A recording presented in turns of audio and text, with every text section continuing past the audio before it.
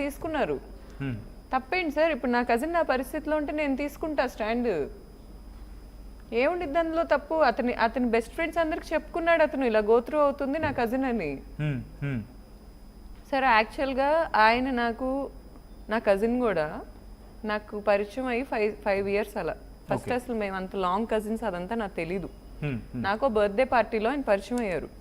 ఆ రోజు మేము so and so family background, మా ఇంటి పేరు ఇది, వాళ్ళ ఇంటి పేరు ఇది అని మాట్లాడుకున్నప్పుడు మేము రియలైజ్ అయ్యాం, ఓహో మేము ఇలా కనెక్టెడ్ లాంగ్ కజిన్స్ అని. సో మేము క్లోజ్గా ఉంటాం అప్పటి నుంచి. ధర్మ నేను కూడా చాలాసార్లు హ్యాంగ్ అవుట్ అయ్యాం. అందులో బూత్ ఏం లేదు.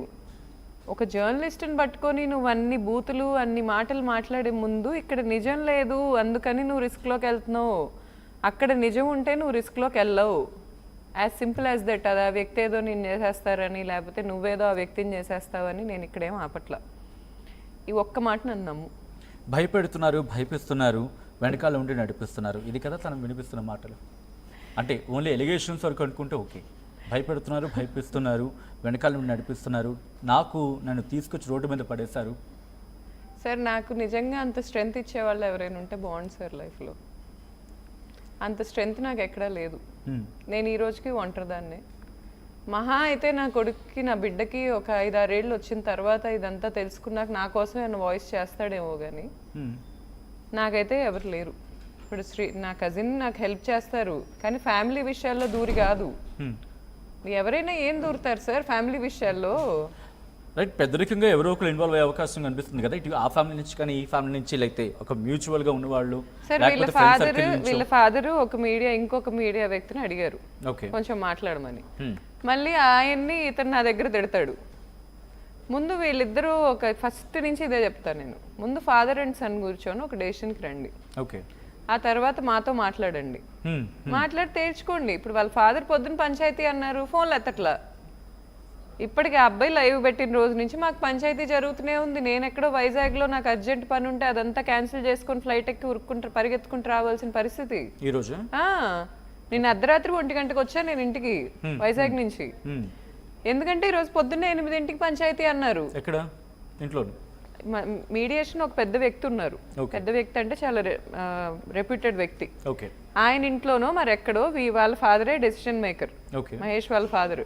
అండ్ ఈ రోజు మా నాన్న బర్త్డే. ఈ రోజు కూడా ఈ సర్కసే నాకు. నువ్వు మీడియాకి వెళ్ళు, నేను కాదన్ను, కానీ నువ్వు ఎవరినైతే ఏదో ప్రూవ్ చేయాలని ట్రై చేస్తున్నావో తను నీకు ఒక హుక్లా పనికొస్తారేమో ఈ విషయానికి, కానీ అక్కడ నిజం లేదు.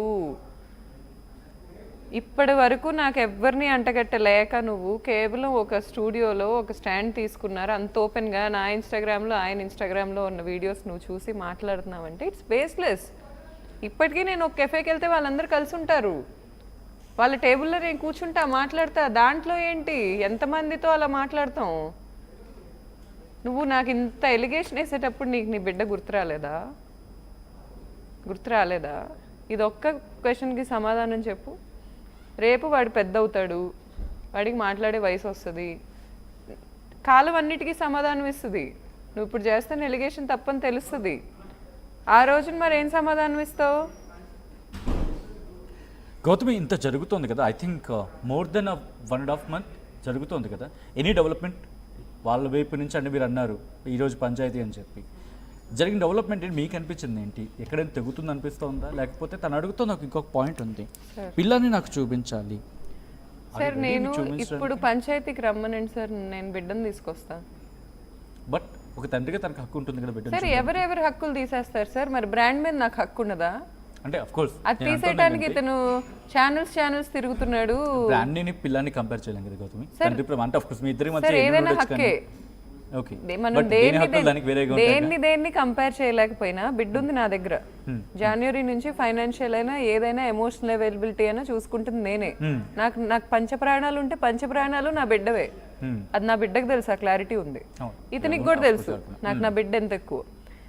ఇతను ఈ రోజు వచ్చి నా బిడ్డ అంటే ఇష్టం, నా నీ బిడ్డను చూపించట్లేదు అంటే నీకు నేను కూర్చోబెట్టి చెప్పలేదా నువ్వు నన్ను మోసం చేసావు బిడ్డకైనా? అసలు మీ అక్క అన్న మాట ఎవరైనా మాట్లాడుతున్నారా? ఏమంది మీ అక్క?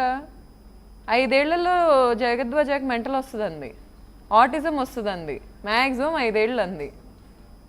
ఏంటది? అలాంటి ఎన్విరాన్మెంట్కి నేను బిడ్డను తీసుకొని ఎలా వస్తా? నువ్వు వస్తున్నావు బాగానే విల్లాకి, వచ్చావు, కొన్ని రోజులు ఉన్నావు, తర్వాత నువ్వు బ్రాండ్లో నన్ను ఎందుకు ఇబ్బంది పెడుతున్నావు?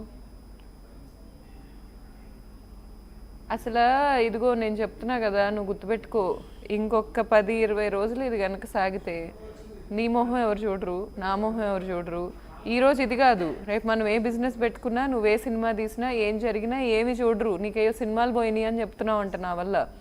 ఈరోజు జెంటిల్మెన్గా బిహేవ్ చేయి. నాకు నువ్వు వద్దు అంటున్నావు కదా, వద్దు అంటున్నప్పుడు నాకేం కావాలో నువ్వు కంట్రోల్ చేయకు.